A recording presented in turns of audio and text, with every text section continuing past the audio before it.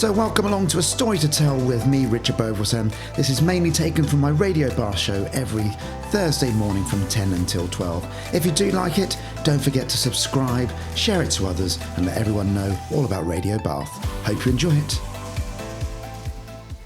Good morning, it's Richard Beauvoisin here until midday today. Today on A Story to Tell, we're talking all about ADHD, and I've got the lovely Becky Lawrence, previous live lounge guest, coming in to talk all about it. So back with Becky very shortly. Bath and West Wiltshire's Radio Bath. Good morning, everybody. It's Richard Beauvoisin here until midday today. Today's topic is all about ADHD. Good morning, Becky. Good morning. How are you today? I'm feeling good. I'm loving your top, by the way. I've only just noticed it. It says, stay inspired every day. Thank you. You should read the back as well. Oh, go on. What's on the back then? Hang on, you have to turn around now. Yeah. Stay inspired every day. Oh, I can't read it. It's make today something... Crease, endless. It's going really well, this turnaround. I can't read it. I'm sure it says something really, really useful. It's a really nice positive affirmation. Is it? Basically, yeah. That's great, which we have no idea what it says, but it's been a bizarre start to it, hasn't it? Yeah. How are you? Last time you were in, you were doing Live Lounge. Okay. Yes. So this is back in, I think, April sort of time, February, March, April, around that sort of time, early part of this year. How is the music going for you, first of all? Well, the music kind of took a little bit of a backseat because I stepped back into doing musical theatre. Right. So I was doing Sister Act. Okay. Where were you doing that then? So I was doing it with the Trowbridge Musical Theatre, what are they called? Trowbridge Musical Theatre. Let's go Trowbridge with those. Musical Theatre, yeah. I can't remember their full name. And yeah, we rehearsed in Trowbridge, and then it was on at St Augustine's Catholic School because they've got a purpose-built stage there. And it was great. It was a sellout basically. Nice. And it felt so good to get back into my comfort zone. Okay. And what I've been trained in and my first love. And your first love of musical theatre just doesn't pay as well as actually releasing songs. No, but even that, you know. It's not even don't get a huge amount these days. 0.003 pence a stream. You know, I can't even feed my guinea pigs with that. Wow, that is life, unfortunately. Yeah. Now, here's talk about ADHD. I'm going to read very quickly out all about what is ADHD, because there'll be a lot of people that don't know. So ADHD is a neurodevelopmental disorder characterized by patterns of inattention, hyperactivity, and impulsivity that are more severe or frequent than typically observed in individuals at a comparable level of development. It is commonly diagnosed in children, but can persist into adulthood. Does that sound familiar? Yes. Tell us about your ADHD story then. So, my ADHD story started 2 years ago now. And for the benefit of the tape, can we say how young you are? Yes. I am 33. 33? Yes. Okay. 34 next month. Okay. Even though I don't feel it. So I think it's about 2 or 3 years ago now. I was doing a course in children's mental health and well-being. It was a free one, and I thought, well, actually, doing something like this can only benefit me because I work with children. So whilst I was in the middle of doing this course, you then come to a section about neurodivergence and, ADHD and autism in children. So I got to the bit about ADHD, and I'm reading it, and I just sat there and thought, I tick a lot of these boxes. And I know I ticked a lot of these boxes when I was a kid as well. You know, the restlessness, the daydreaming. I was constantly told I was talking too much in lesson, all of those things. And I kind of sat there and thought, I think I need to look more into this because this could answer so many questions for me. So you've lived 31 years of your life at that point, having no idea about ADHD then? Pretty much. Okay. Yeah. So I took it upon myself to do a lot more research, especially in how it shows up in adults and especially women. And it just blew my mind, the things that I was reading and the things that I was now piecing together, especially within women. Okay. Because more often than not, there's a thing called masking. So as women, we are very good at masking how we feel or certain things that we do. You're fine. Yeah. Oh, I'm fine. I'm okay. I'm fine. We're not fine. And I realized that I'd been doing this for a huge chunk of my life. And I was always told I was a drama queen or I feel too much or, And again, when you're a woman with ADHD, depending on where you kind of sit, everything is extreme. We go from one extreme to the other, so we can feel really sad, but we can also feel really elated, and the smallest thing can make us really happy. So yeah, all of these things started to piece together for me. And basically, I'd got to a point in my life where I'd experienced quite a lot of significant traumatic experiences all within a short period of time. I'd lost my best friend. She passed away unexpectedly at 28. My gran got diagnosed with pancreatic cancer, so she wasn't around for very long. Not to mention 2 guinea pigs I had to get put down as well. And that is the key part there, the guinea pigs. Yeah, the guinea pigs, yeah. So that's a lot of loss in a very short space of time. And as well as doing this children's course, obviously, and I wasn't functioning. I just couldn't handle kind of everyday life. And that's when I rang my doctor. I said, look, I've been reading about ADHD. I feel like this is something I want to, explore a little bit. What do I do? She said, well, we'll give you this questionnaire to fill in, and then we'll take it from there. Great, fine. So I filled out this questionnaire. It's always, somewhat likely, very likely. I was always towards the end, like the higher end of the scale on these questions. Sent that off. And again, we were in the middle of a pandemic, or we were just coming out of the pandemic. So I knew that waiting lists and all of those things were you were waiting a lot longer for these sorts of things.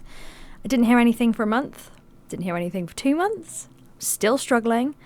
Spoke to my doctor. I said, right, what's going on? And she said, oh yeah, we looked at your questionnaire and we've sent you to get referred. I said, okay, so there's obviously something in this. So then I got referred to there's an ADHD department in Bristol, so I got sent there. Again, I didn't hear anything for weeks and weeks, so I took it upon myself to give them a ring, see what the situation was, and they said basically that the normal average wait was about 18 weeks. She said, you're looking at 4 years. Wow. Just to get assessed. Wow, 4 years? Yes. Okay. And, I knew I was struggling, but there are people out there who were struggling a lot more than I was. I could still hold down my job. I was still able to drive. I was still able to do those sorts of things, but my head just felt like mush. So I kind of was like, right, I need to look at other options here, because I need to know what's going on for my own well-being and for everyone else around me. Let's face it. Well, it's not just you it affects, is it? No. And that's the key part. Those that are around you, those that love you, and even other people as well. Mm-hmm. They're all having to deal with you, depending on who you are at that moment in time. Yeah, exactly. And, my partner, bless him, we've been through a lot. He's been through a lot, and he's had to put up with a lot because, again, I didn't understand what was going on. Let's give him a name check. So, Wayne, my fiancé Wayne. Oh, if it makes you feel any better, your face lights up when you talk about Wayne. Yeah. I always have in my head Wayne's World, if that makes you feel any better. Just to bring it back down to earth. Oh, he's the polar opposite of Wayne in Wayne's World, bless him. Is it party time? God. So bless him, he's had to put up with a lot. So I started to look at going down more of a private route. Yeah. And knowing that I was going to have to invest some sort of, get some sort of financial help for this, because it's not cheap to get any sort of assessment like that. Luckily through work, I have a health plan, so I was able to get some money back. So I knew I had that there just in case. So I had a little look at where was local, who was doing them, and there was a great company who is still around today called Clinical Partners, and I highly recommend them. And it all happened quite quickly, and I didn't expect it to. But I rang, I think at the beginning of November, to see if I could get an assessment, and I had an assessment within 2 weeks after me ringing. And it was an hour and a half with a psychiatrist. And I've never felt as validated as when I did in that call. Yeah. It was like I'd just been given the golden ticket. Here you go. Yes, you have ADHD. This explains everything. So mentally, from your perspective, at that point, you've gone from not knowing anything about it to kind of thinking, am I? And now I am. Mm-hmm. That's quite a journey. It's a journey. And you almost go through a grieving process, because I was grieving the person I was, and I'm now coming to terms with the person that I actually am, my true authentic self. Okay. And it was, as well as all the grief and stuff that I'm still, trying to process. So it's been a journey, and I'm still on the journey, But it was, basically he diagnosed me as having moderate ADHD. He said, the fact that you can hold down a job, you can drive relatively, safely. I've knocked anyone over. All of those things. He said, you should be really proud of yourself. Yeah. And the floodgates opened. That was it. Because no one, I might even go now, no one had ever told me that I should have been proud of myself for what I was already doing. I'd just always been told I talk too much, I daydream, I don't listen, I feel too much, all of this. So for him to say that was so powerful. Now you have a reason behind it all. Well, we're going to have a little break for music, but we're going to continue your journey on when we come back. Back with Becky very shortly. Across Bath, Bradford-on-Avon and Trowbridge, this is Radio Bath. Back now for part 2 with the lovely Becky Lawrence, and we're talking all about ADHD today. We're going to start off by talking about some of the myths and misconceptions of ADHD. Okay, so the first one, ADHD is not real. What do you think about that? Honestly, the amount of times I've seen and heard this, it's just, it makes me angry, because it's such a real thing. It's such a real thing. And, those people that say that, that's obviously a reflection on them. Or, I don't think you can say something like that without fully understanding it or doing your own kind of research. Well, today is about education as much as anything else, and we're going to go through symptoms and treatments and all sorts of stuff as the time goes on. Yeah. But some people think it's all made up. Yeah, some people think it's all made up. They think, you just do too much, or you think too much, or all of this. And it's like, but if you put all that together, that gives you ADHD. Yeah. That is what it is. Okay, myth number 2 then. Only children have ADHD. Yes, I heard this as well. Mainly boys. Mainly boys, They run around and do all that sort of stuff. And lots of people think that ADHD is all about being hyperactive and that you can't sit still and all of that type of stuff. But there's so much more to it, which we'll go through as time goes on. But you're not a child, are you? I'm not a child. No. But so basically part of my assessment, my mum was sent a questionnaire to fill in as well. So it had to be someone that you lived with or that you're close to. So it's completely it's not associated kind of directly with you. They get to have their say. And, I said, how did you find that questionnaire? And my mum was really honest. She said, I answered it as honestly as possible. The fact that you couldn't sit down, you did daydream a lot, you were quirky, all of those things. So even as a child, obviously it was there, but no one knew really about ADHD, especially in girls. Again, it was more to do with more seen in boys. Yeah. Because for women and for girls, it's more our thoughts. It's our brains that are going over time, not necessarily physically. So, yeah. So you are an adult and you have ADHD. So that's a fact. It's a fact. It is a fact. And this last one's, I know a number of people with ADHD. Okay. People with ADHD just need to try harder. Have you heard that one before? Oh, no, but I don't like it. I don't like that. But it's absolutely something that I've seen. Right. Why aren't you just trying harder? If only it was that easy. Yeah. The only way I can kind of relate to that is within my job. Okay. I'm not going to go too much into what I do. But there was, when I got told I was going into this new role, there was a lot of data that I'm dealing with on a daily basis, a lot of copying and pasting. And again, with ADHD, I miss stuff. I'll do things too fast. So then that would come with backlash, because my manager would then bring me up on it. He didn't understand. I didn't have a diagnosis then. So, why can you just try a bit harder? Can you just focus a bit more? You can't, I couldn't do it. We'll come on to how you deal with it as time goes on.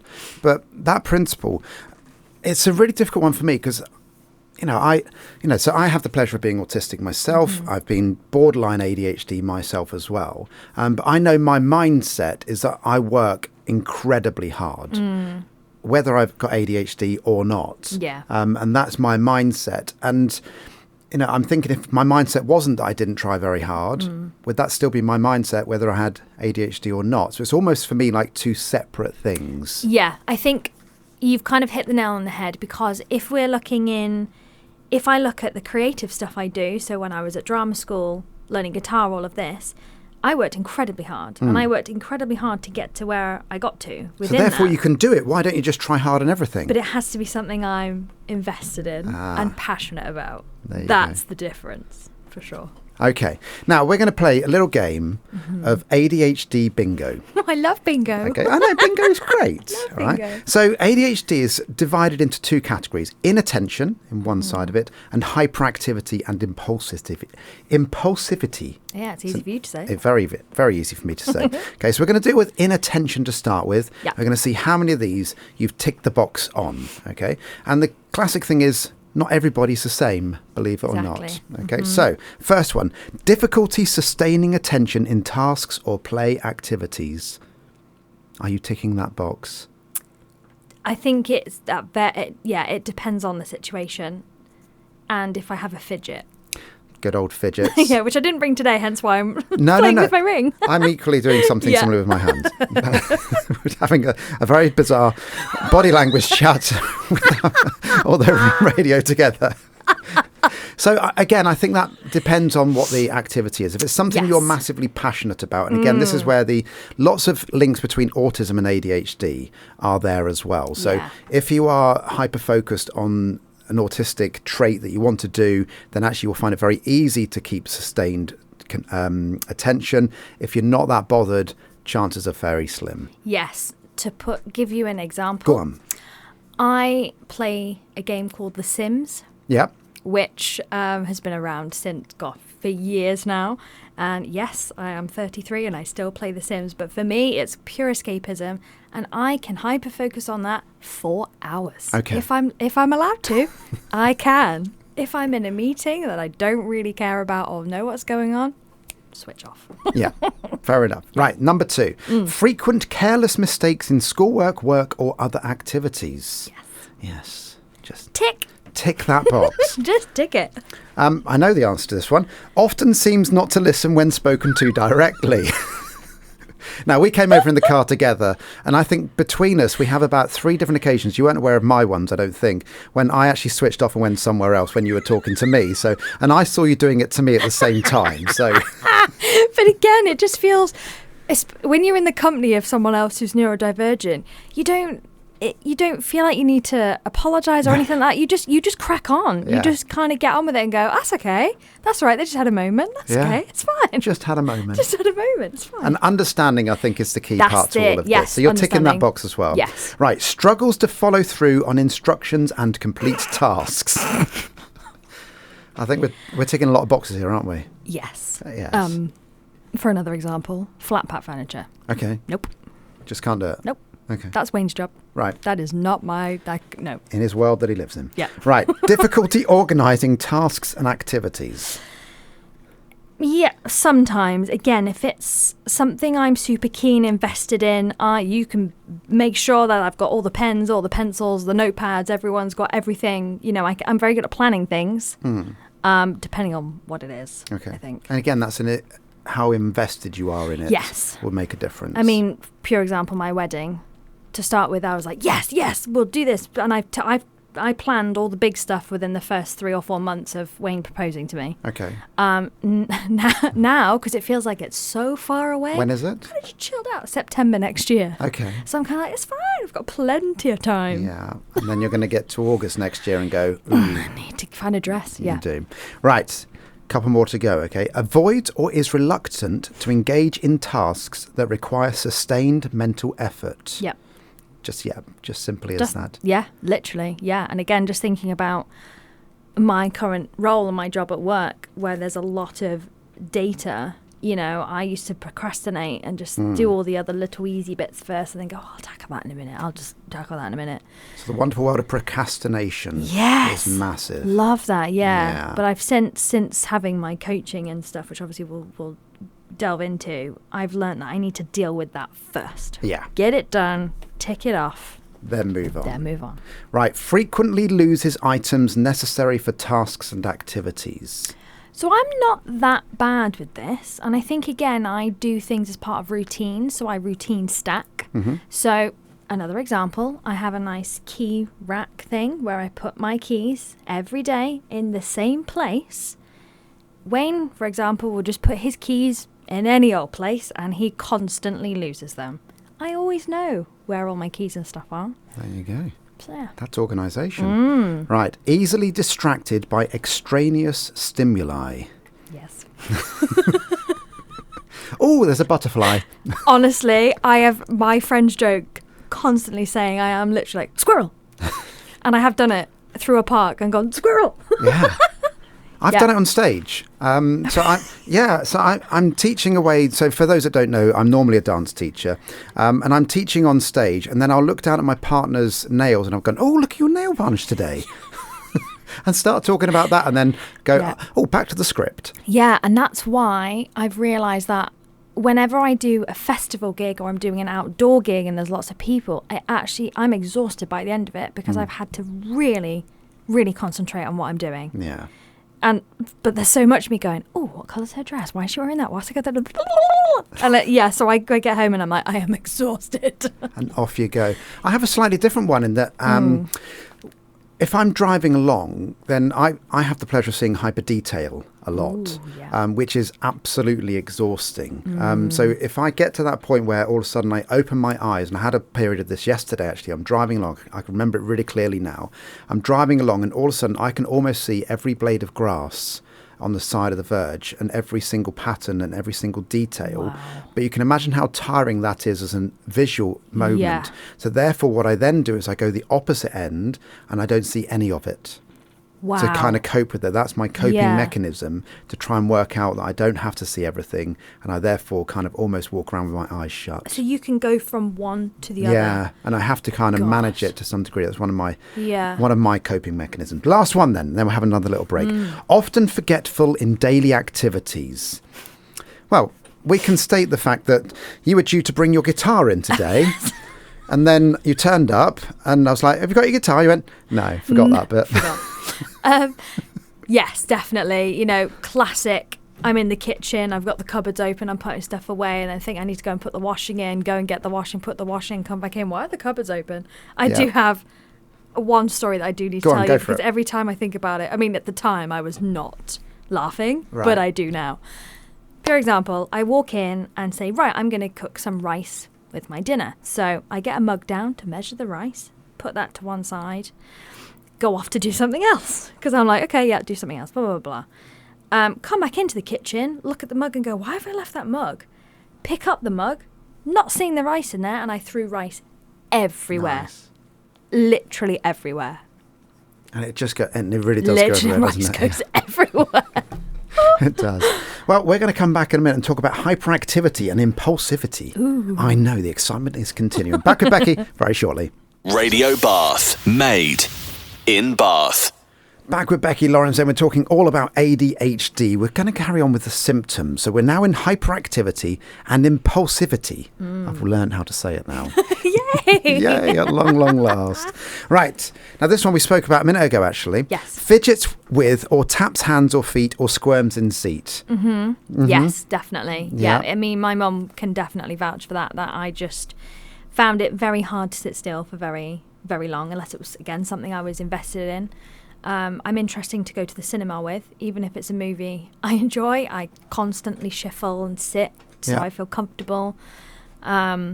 And what I found recently is that if I have a fidget and if I'm in a meeting at work or something... Explain to people what a fidget is, because some people won't actually know. No, so fidgets, they can literally be anything. I mean, they can just be anything. They don't have to be specific things that are made. It can be a hair bubble. You can have a hair bubble on your wrist that you can play with. It can be a ring. It can be anything. But for example, my favourite fidget, I have a little mesh tube which has a marble in it, which I just push backwards and forwards with my fingers, but I've lost it. Oh, and no. I'm so upset. So I need to buy more.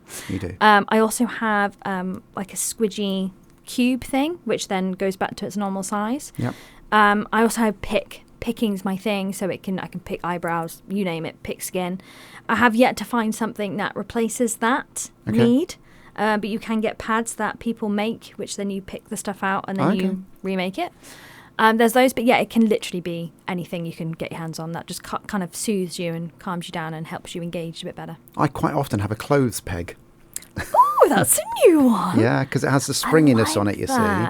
So yeah, and if you lose one, you've got hundreds more. So yeah, I'll often play around, like when I'm on the radio. Yeah, I'm playing around with the wire constantly, just to kind of do something with the hands. Right, often leave seat in situations when remaining seated is expected. Now, you haven't left the studio yet. Not yet. That is good. That is good. Again, going back to my childhood, I remember I found it increasingly difficult to sit in assembly. And there were occasions where I think I just got up because I was just bored of what they were doing, couldn't sit still for very long, so that was it, I was off. Off you go. Off I go, but again, no one knew why. Runs about or climbs in situations where it is inappropriate. I don't think I was ever like that, and I'm definitely not like that now. Again, I think because I do a lot of walking, I'm trying to get back in, I'm going to join the gym, I'm trying to find avenues for that to be released and go. So I don't tend to kind of do those sorts of things. Unable to play or engage in activities quietly. Do I want to know where you've just gone there? Again, just thinking about like going back as a child. I mean, I'm very expressive. And I do find it very awkward if there's a silence. I always feel like I need to fill it. So, yeah, I probably can't do that. No. Often on the go or acts as if driven by a motor. 100%. 100%. Even, again, if I'm sat watching TV, my hands are going, I'm thinking of other stuff. If it's something I'm not like fully engaged in, my brain's going, I'm writing something down, it's all going on. Now, this next one I definitely don't think is you. Talks excessively. Is that you, Becky? Let's just say yes. I mean a big fat yes. That was pretty much, if you read every school report from about probably the age of 5, 6, right up until secondary, Becky's very talkative. She likes to talk. She needs to stop talking. And actually, it kind of runs definitely on my dad's side of the family. We're all quite talkative. My granddad can talk the hind leg of a donkey. So, yeah. But I'm proud of that. Yeah, it's all good to talk. Yeah, I've always got something to say. Amazingly, you can even make a career out of it, as I'm talking to you right now. Blurts out answers before questions have been completed. Yeah, so I do have a habit of interrupting people. Mainly Wayne. So you've just got bored of what he's saying and you just want to interrupt him to carry on. Basically, but yeah, if someone's asking something and I know what the answer is, I'm like, so I just say it. You just say it anyway. But no, I'm definitely not as bad as I used to be. I used to be quite bad at that. Well, you're doing very well now. I'm asking you the questions and you're processing it and then saying it in a polite way. It's all good. It's all good. Yeah. Has difficulty waiting their turn? Also, yes. Yeah, me and a queue, we don't get on. You're not happy? If I have to queue for something, no. And then the last one here, interrupts or intrudes on others, which is kind of all about the same thing, really. So that feeling of you want to get on with things. Yes. That's how you feel a just lot of the time. Get to the place I'm going, just get out of the way. Okay. Now, so there's lots of symptoms. If you, as always, with any of these types of interviews that we do, whether it was with prostate cancer or menopause, we're having a chat about ADHD. If you do feel like you have any symptoms of any of these sorts, please do go and see your GP. Don't think, I wonder if Becky's available for a chat, or myself. So please do go and see your GP, or if you have to go private, then do that as well, because as we've discussed, the waiting times are a long, long time. And the private way is a way to do it as well. Okay, but just have a listen to it and then do think about it on there. Just very quickly, we're going to move on to where ADHD comes from. It's kind of unknown where it comes from. You mentioned about your grandfather and stuff. How do you feel about where it's come from then? So through doing my research and like kind of looking into it when I first thought about ADHD, I feel like there's no real black and white answer, but the one thing that I can that holds kind of for me the most, what's the word I'm looking for? Gravitas? Yeah, The gravitas is a good one. Is trauma within childhood. Okay. Now, when I say the word trauma, it doesn't need to be anything huge. It doesn't need to be like a car accident or someone passing away. It can be something very minimal. It can be the fact that, you know, you were left for a short amount of time by your parent, or, you know, someone bullied you. It can be anything like that, because it's all to do with the brain development when you're a child. So those traumatic things can then impact your brain development, which then leads to more of those neurodivergent tendencies. And, you know, when I think, again, back to when I was a child before I was diagnosed, I was quite a nervous child, and I worried. I worried about everything. I worried about the world exploding, meteorite showers, you name it. I worried about it. So obviously that came from somewhere. Again, I don't really know, because I had a really good childhood. You know, I've got no real complaints about, you know, my childhood. My parents did divorce when I was 15, which for me felt quite a tender age. Yep. And it did impact me. So whether that was one thing that then escalated it towards, you know, my teenage years, and then obviously the trauma I experienced a couple of years ago. This is your guinea pigs. Yeah, my guinea pigs, yeah. And the other people that sadly and my, passed away. Yeah, my family members, unfortunately. And there is an overlap between ADHD symptoms and grief, which I also wasn't aware of until I researched. So for a while, I just convinced myself it's just grief, because I've experienced a lot of it in a short space of time. But actually, grief aside, no, these were all still there. They had been there since childhood. So for me, that's kind of the thing that I think is where it kind of stems from. Well, officially, there are 3 main reasons why. One is genetics. Yes. So ADHD tends to run in families, very similar to autism. Yeah. You can often look back and see parents or grandparents. And back in the day, it just simply wasn't diagnosed. Yes. So, I mean, my mum, bless her, whilst I was going through this, she basically said, yes, I'm pretty sure I have ADHD as well. I'm sorry. I said, it's fine. So for her to, you know, come to terms with it and read about it as well, that's huge. Absolutely. Huge. The second one, as you've mentioned a minute ago, environmental factors. Exposure to toxins such as lead, or prenatal exposure to substances like tobacco or alcohol. Now, I was born in 1974, which means that I celebrate my 50th birthday this year. No way. I know, I look much older. But back in 1974, they didn't think smoking was bad for you. So therefore, my mum would have smoked right throughout her pregnancy and not thought anything of it. Yeah. Okay. There you go. So I wonder if, as time has gone on, where you'll have less exposure to substances like tobacco and alcohol, as the education has got better, whether that side of it might actually diminish as time goes on. Yeah, that's really interesting. We'll have a look at it. And the last one is brain function and structure. So differences in brain activity and the size of certain brain areas. Again, this is where the autism kind of comes into it as well. And there's a lot of people that are autistic have a lot of ADHD traits as well. So it's definitely because the autistic brain is simply wired differently to a neurotypical brain. Yep. So that's kind of all the 3 different parts. Well, when we come back, we're going to talk all about living with ADHD and some treatments that you can do. Back with Becky very shortly. Made locally in Bath. This is Radio Bath. Back with Becky Lawrence now. We're now going to talk regarding ADHD, all about treatment and living with ADHD. So we're going to talk about the main one that most people will know about, which is medications to start with. So without saying too much, but I'm going to ask you the question, have you tried taking ADHD medication? Nope. No. Okay, why not? So when I had my assessment, the psychiatrist basically said to me, you know, these are the options available. So you can try medication, described it, all of those sorts of things, and then the coaching, the ADHD coaching. He suggested to me that he felt that I probably wouldn't need medication. He said, but it's there if you did want to try it. But he said, obviously, just talking to you, then the hour or so we've had together, he said, I think coaching will be the best route for you to go down. But obviously, a lot of people do the medication side. Mm-hmm. So for those that aren't aware, the medication does one of two things. It's either a stimulant or a non-stimulant. Yep. And it's one of the two. And obviously, the qualified psychotherapist will then prescribe whichever one is suitable for you. And they have to often play around with it to make sure that levels are correct and increase it and decrease it.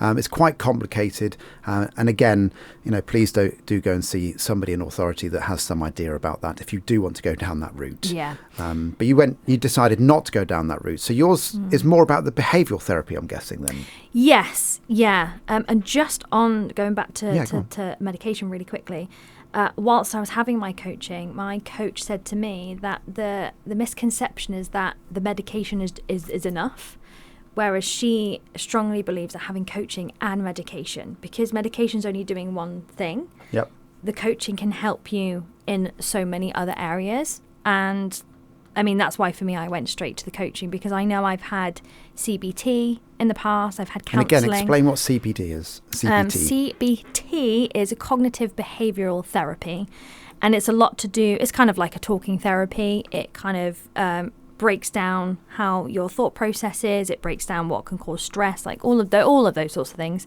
So I've had that in the past, so I've already done quite a bit of work leading up to this.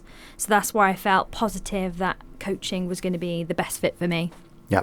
Okay, so you've gone down the coaching route. What does that include then? How does that work?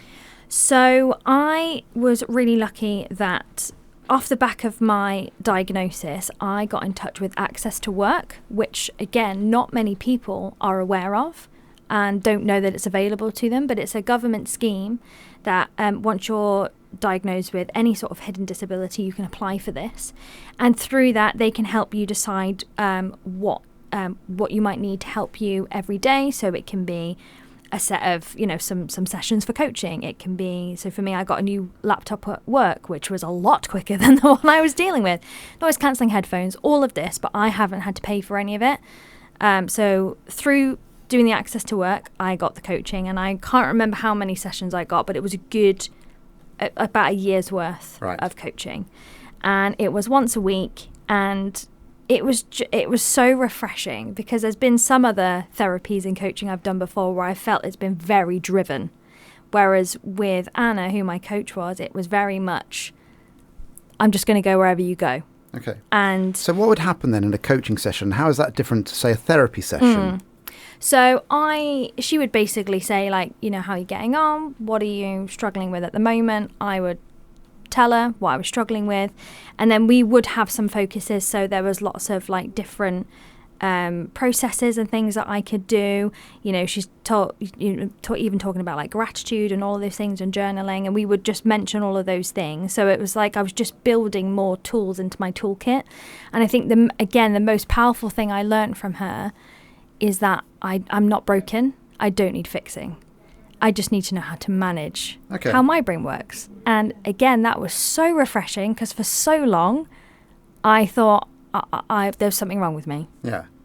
There's, having ADHD doesn't mean there's something wrong with me. It just means my brain functions differently, which means I have to adapt and do things slightly different. It means you're slightly different. Yes. I used to have this phrase. So, I'm on radio, I'm on stage for my dancing, and, I teach people how to teach people. And I often say, I'd hate to be normal. Yes. I'd hate to be one of the crowd. Yeah, literally. And again, that's something that I've now just embraced. I just think, I don't need to dress the same as some of these women dress and all of this. And that's just society putting those things into place, actually. It doesn't matter if I go into the kitchen, open a cupboard, go off and do something else. If I go back to what I was doing, that's fine. If the job gets done, it gets done. It just gets done in a different way than someone who's neurotypical might do it. I suppose the difficult part of that, though, is that those that are surrounded by you, or those that are surrounding you, I should say, they have to live with that difference. Yes. So have you had to educate people around you to say, I have ADHD, I am slightly different. If any of these happen, it's not me doing it necessarily on purpose, for instance. It's just the way I am. 100%. Yeah. I mean, the person it impacted the most is Wayne, because obviously I've lived with him for 10 years. He's my partner. So it took time for me to explain to him how I do certain things. And now, I mean, he is incredible. If I'm having what I call an ADHD meltdown, where basically my head and hormones with ADHD, that's a whole other ball game. If I'm just my head's all over the place, he knows exactly what to do to calm me down. So, but I've had to kind of teach him that. Even my parents and all of those other people. I mean, some family members weren't quite on board when I first told them, which surprised me completely. But yeah, I've had to educate everyone around me, and my manager at work, who was constantly like, "Oh, you're doing this wrong. You're doing this wrong." Got my diagnosis. He then had to go and learn, and they've had workshops and stuff at work. Yeah. So he now understands that I'm not doing these things on purpose. Yeah. And that's a really difficult thing and I'm sure people will forget, because to a large degree, you act in a very normal way 90% of the time, let's say, and then you have those 10% of times when you are having your moments. I call them the gremlins get in. Sometimes I have gremlin moments where I sometimes, if there was a camera in my house, people would have a field day, because I just run around and just go nuts. Okay. That's gremlins. Fair enough. Yeah. They're the gremlins that are coming out from the 1980s film, so don't sprinkle any water in you. Is that what you're trying to say? Basically. Okay. Yeah. So no water allowed. Okay, so you've had lots of coaching, but it sounds like you're not doing it anymore. No, so I was discharged as it was, literally only a couple of months ago. And basically since then, I feel like I can manage things much better. I do have moments. I do still get stressed, but I know what I now need to do to make myself feel a bit more comfortable. Okay. I've realised that nature is a massive thing for me. Like in the chat on the way down. Yeah, we're talking about gardening. Yeah, I've now got a gorgeous garden, which I thought I've got to just throw myself into this.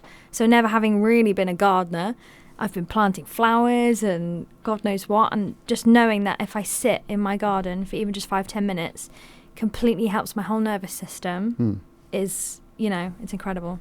Amazing. Okay, well, I think what we're kind of getting round to here is, because the next part is counselling and psychotherapy. Yeah. And that can often go hand in hand as well, because a lot of people that are living with ADHD will have anxiety and depression and, have all these things that are worrying about it. And kind of the coaching might not help on that. It might help a little bit. The medication won't touch that to some degree. So almost you need the counselling to go along with that as well. Yeah. I would probably class myself as having high functioning anxiety. Okay. There's rarely a day where I don't think I'm anxious. And it just sort of sits in the back of my mind. There's nothing major going on, but it's constantly there. But there are other external things that you can look into. I was taking CBD oil for a number of months, and that seemed to have a really good impact and just slowing me down, not like to the extreme, like a really extreme. I could still function, but I just felt like I was a lot calmer taking that. So there's lots of other things, looking at your diet, looking at maybe having less caffeine, maybe having a bit more if you need it. There's so many other things that can then, tie in with all of the therapies and stuff as well. Yeah, well, we're actually going to go down in the next section about some practical ways of doing it. So these are kind of the emotional ways of doing it. Educational support is another one. So having, learning about it as well, and also getting those around you, as you've already discussed, to learn about it. But we're going to go very much down the route of some practical helping tools as well. Back with Becky shortly. Radio Bath.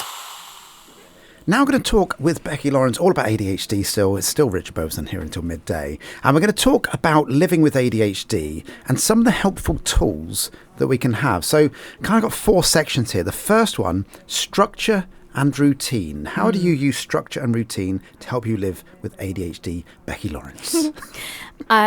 So I would say, even from probably my teenage years, I love a routine and structure. I have the same one pretty much every day, apart from the weekends where I let myself just relax a little bit. And every day is pretty much the same. Wake up, wash my face, clean my teeth, do my journaling. I sometimes have a dance party in my office. Of course. Tune on just to get me pumped for the day. And then, I go straight into my routine. And it just helps me because I know what's coming. I know what I need to do. It sets me up for the day, basically. I always make sure my bed's made. Always make sure the bed's made, ready for the evening. And it has been beneficial. Again, bless him, I love Wayne to pieces, but I look at him and he has no real kind of structure. He just wakes up when he wakes up, and I'm like, how do you do that? Like, I don't get it. Like, when I'm on holiday, I'm like, what am I supposed to do? I have no structure. What's going on? Do you know what the worst thing is? That every time you say Wayne, in my head, I have the song Wayne's World, party time, every single time you said Wayne, just to let you behind the curtain there. So if you see that little look on my face, that's the song that's going on in my background. I might have to start calling him something else. I don't know. So how do you feel then today about coming in? Because this is different to your normal routine. Yeah, I think I got up slightly earlier, so I was able to get some of my routine done. So I kind of got up, washed my face, cleaned my teeth, all of those things. And again, on a Monday and a Friday where I don't necessarily have much of a routine, sort of after I've done my little morning one, I feel fine. I feel okay. Yeah. I've learnt now not to put pressure on myself to get things done. So on a Monday or Friday, before I probably would have tried to pack those days. Yeah. Okay, I'm not in the office, so what can I do? I'll do this. When actually that's just not realistic. When, knowing me, it'll take me 4 hours to do that one thing. So let's just maybe do 1 or 2 things in a day. I'm able to manage my time a lot more effectively. Organisation tools, so using planners, lists and reminders to help you keep track of responsibilities and tasks. Yeah. Are you a list person? Yes. So I've got a physical list at home on my fridge, which I write like my little to-do of what I would like to achieve in that day. I meal plan for the week as well. Right. So I know what I need to make on each evening. And my calendar in my phone is my Bible. Yeah. If it's not in the calendar, it's not happening.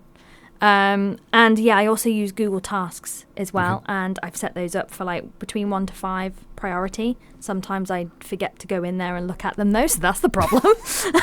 So my calendar reminders, and your good old written to-do list. Now, the people that I know with ADHD, I know if they've got a simple job that they need to do, let's say sending a quick email to somebody, and they go, oh yes, I must do that. Yeah. I know immediately it's never going to be done. Nope. Okay. And that's just a scenario, isn't it? Yeah. So I know that I help them manage that scenario by saying, whilst we're on the phone, do the email now. And they go, oh yeah, that's a good idea. Yeah. As if it's the first ever time they've come across that idea. Yeah. Is that kind of a familiar scenario to yourself? Definitely. I think there is a thing about having like accountability buddies. I don't think I've really got one of those, really. Have you not? Not really. I mean, again, Wayne's doing a great job in all the other areas, but because he's also as forgetful as I am sometimes, we're literally just... Sorry, carry on. We're literally just like, well, we'll just forget that then, shall we? Which is why I have to write it all down. Otherwise, it's just not going to get done. Next one then. Healthy lifestyle. Regular exercise, a balanced diet, and adequate sleep can help improve focus and reduce symptoms. How do you feel about a healthy lifestyle then? Yes. So definitely since my diagnosis. I mean, I've always tried to have a balanced diet, and I hate the word diet, a balanced lifestyle. Yeah. If I want to eat the cake, I will, if it's dairy-free and gluten-free, obviously. Of course. Of course.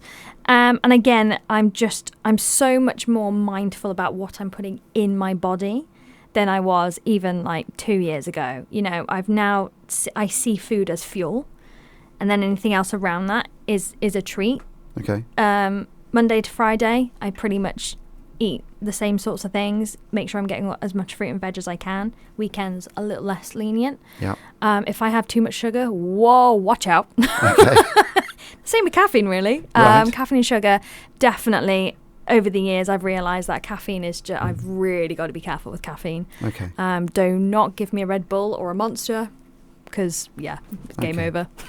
You will be somewhat different. Yeah, and the sleep thing is huge. I mean, I would say I'm quite a light sleeper. I will wake up if I hear like certain noises or whatever. So I've done, throughout the years, I've worked really a lot on my sleep. So making sure I read before I go to bed. I don't do social media after 9 o'clock. I don't look at my phone after 9 o'clock at night.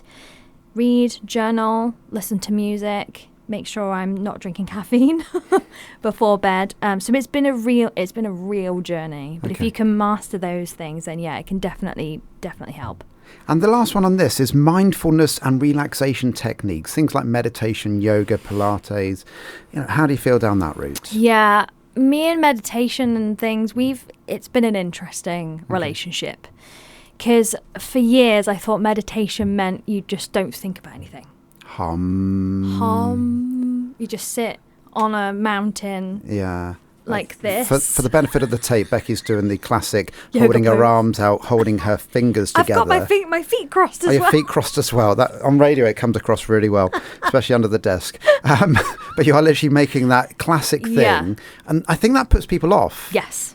So what do you do then? Massively, yeah. So music is massive for me. And I find that if I'm listening to music, that's when I'm able to kind of, I don't think I ever fully shut off, but I'm able to just quieten things down and tune into what I'm listening to. Walking for me has been a huge, huge thing. And for a while I was listening to music while I was walking, but I realised it's because I was stopping a lot of thoughts I actually needed to let out. So now I'm able to go for a walk and I listen to the birds, I listen to things around me.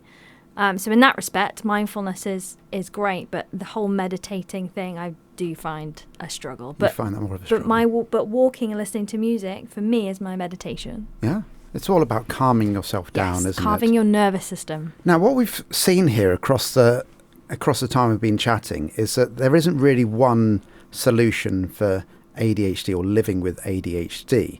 It's kind of like a balanced plate of food, isn't it? You kind of need a bit of everything to make it all work. So you need that structure, you need the organisation, you need the healthy lifestyle.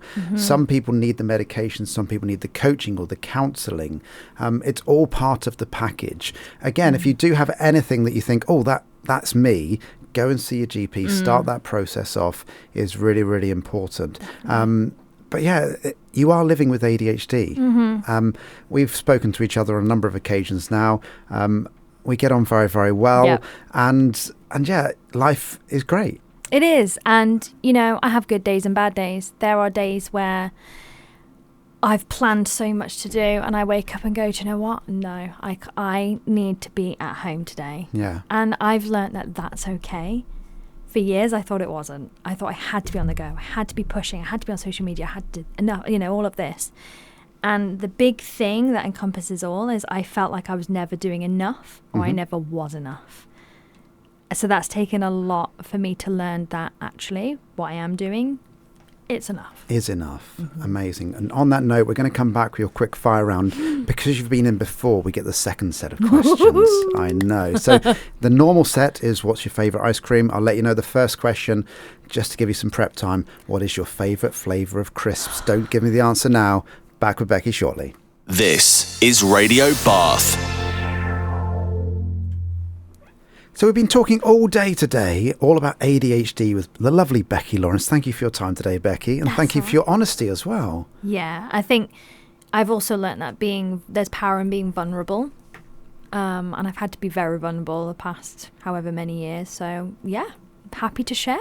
Thank you very much for your time. Right, we're on to your quick fire round then. Now, as I said before, because you've been in before, you can't answer the same questions. Damn it. We know what your favourite ice cream is, or for those who want to listen. If you did miss Becky's original podcast, by the way, when she was on here, we played much more music. Well, when I say much more music, you played music. Because you've got a new single coming out as well, haven't you? Yes, I do. Tell us about that quickly. So the pre-save came out today. So if you'd like to pre-save on Spotify, I would greatly appreciate it. It's called Wilder Days.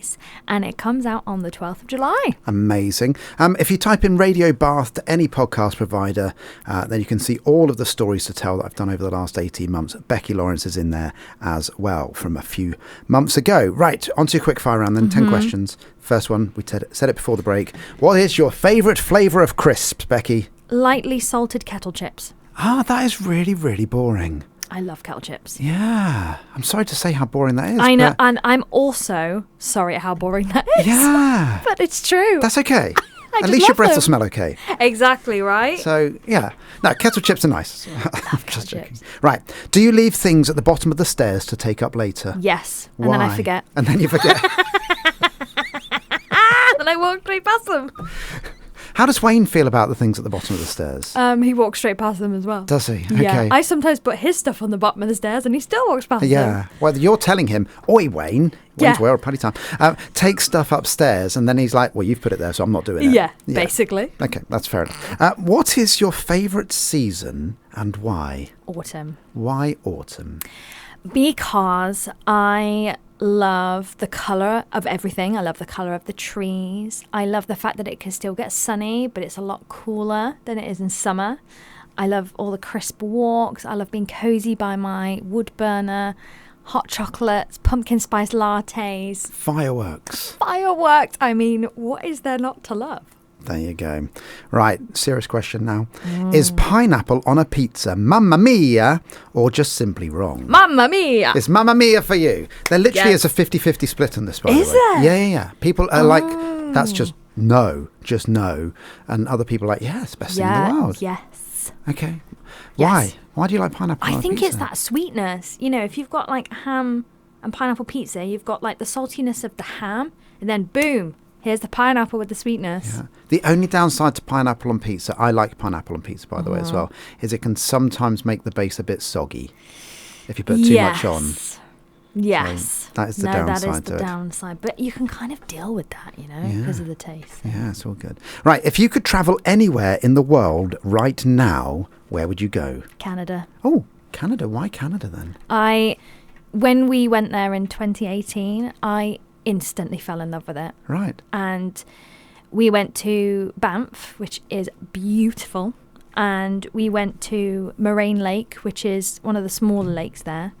And I had a very overwhelming sensation that I'd almost been there before. Okay. And that I'd almost come back to my spiritual home. I felt the most at peace that I'd probably ever felt in a long time. Amazing. Because I had the lake in front of me, the mountains, and the pine trees behind me. And I was like, this right here, I never want to forget this moment. So Yeah. Canada, all the way. Is it somewhere you'd think about moving, possibly? We've spoken about it, and I think because I'm so close to my family, I mean, I already live in the UK, and they live, you know, my mum, especially my mum and stepdad, live in the Isle of Man still. Right. Even that sometimes feels like too much of a distance. I don't know how like an 8-hour flight would be, but I would never say never in, you know, Yeah. maybe when we're much, much older. Okay.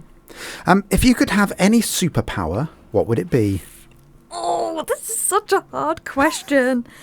Oh, I feel like flying. Flying is a really popular answer, yeah. Because, you know, if you think, oh, do you know, I'm bored of this view. I'm just going to pop off somewhere. I could fly to Canada. You could fly to Canada, and also it's environmentally friendly. There you go. You don't have to jump on a plane anymore. Yes. You could just fly wherever you want. Wouldn't hurt anyone. No. Although I did remember seeing an advert once about a car, and it was like people sat in a car and people like going, oh, I really love to fly. Yeah. And they showed the journey of the car, and it was really, it's meant to be all about a comfortable car. Okay. And they got to their destination, they were like going, oh, that was so easy. And then they showed a pigeon turning up going like that because he's absolutely shattered from flying the same distance.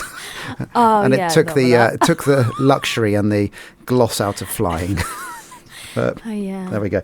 Talking about birds, are you an early bird or a night owl? Ooh, I can be both. Okay, I normally wake up about 5 most mornings. that's early. Tuesday, Wednesday, Thursday, when I'm like my work days, I'm up 5 o'clock. Even on a Monday and Friday, it's normally about 6:30 All right. or maybe 6. Okay, that's definitely early bird. Yeah, but sometimes, again, depending on what mood I'm in, I love to stay out late. I love to especially sit outside and stay out late. If there's a fire pit, if the stars are out, I can be out there till, well past midnight. Okay, so you like both ends of the spectrum, probably not to do both at the same time. Oh, though. no, you know, if I've woken up at 5, I'm normally in bed by 9. Yeah. See, I have the pleasure of working late most nights, so. Yes. But then I'm normally up at 7, so it's not That's too a bad. reasonable hour. Yeah, it's not too bad. Would you ever skydive? Nope. Oh, can you say that answer quicker, please? Nope. Why not? Oh, just no. Why would you want to do that?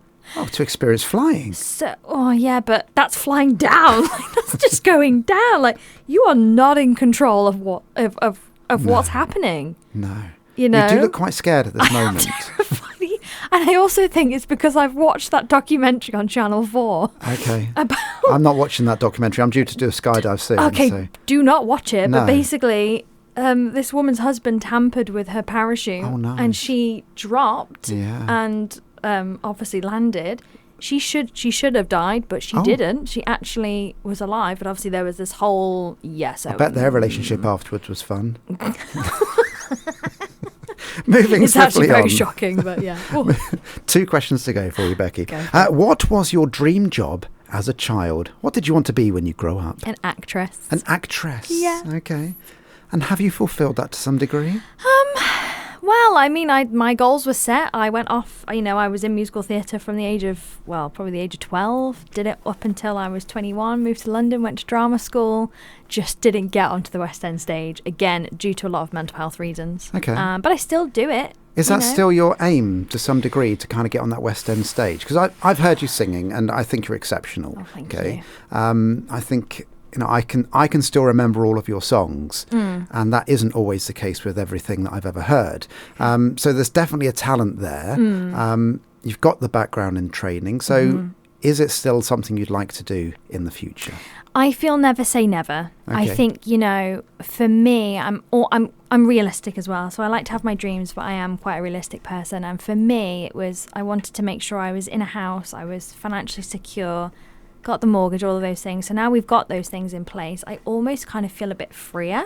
Yeah, so you've got your table now, doing. Yes. which you can stand on. Yes. And then going to see where you go after that. Yeah. Okay. So never say never. Never say never.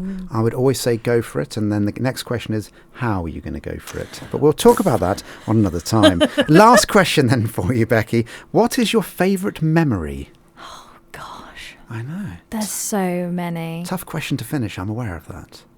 Oh, God, there's so many memories. Try and give me one. I mean, the one, again, that's coming to my mind is just, again, talking about Canada. Because for me, I dreamed about going to Canada when I was really young. And I mean, we had to do a geography project, and I just picked Canada because I loved mountains and bears. Okay. So I picked it. And then I had a friend when I was 10 who moved out there, and we've stayed in touch ever since. So I was like, I'm going to go to Canada. I'm going to go to Canada. Yeah. And then I actually manifested it, and it happened. So again, sitting by that lake, looking at the mountains with the trees behind me, I was like, I've done it. When you said that earlier on, I thought, I know this is going to be your memory. Yes. And that's always a nice thing to do. Yeah. Becky, thank you so much for your time today. I hope you've enjoyed it. I have. It's always a joy talking to you, Richard. Oh, you're very, very kind. We always have such a fun time. We do have a fun time, and no doubt you'll be back on at some point in the future. Talking about guinea pigs or something. Guinea pigs is the key thing in all of our lives. Hopefully we'll get back on and do another live lounge at some point as well. That would be amazing. For now, though, go well. Thank you. You too.